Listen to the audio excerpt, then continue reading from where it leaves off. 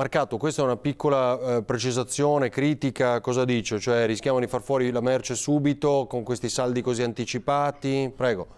Guardi, io ho deciso il 3 di luglio, togliendo il divieto di fare promozioni nei 30 giorni da precedenti, non perché me lo sono inventato di notte, ma perché ho consultato le associazioni di categoria, cioè quelli che poi quotidianamente operano sul nostro territorio e l'indicazione che mi è stata data è stata quella del 3 luglio.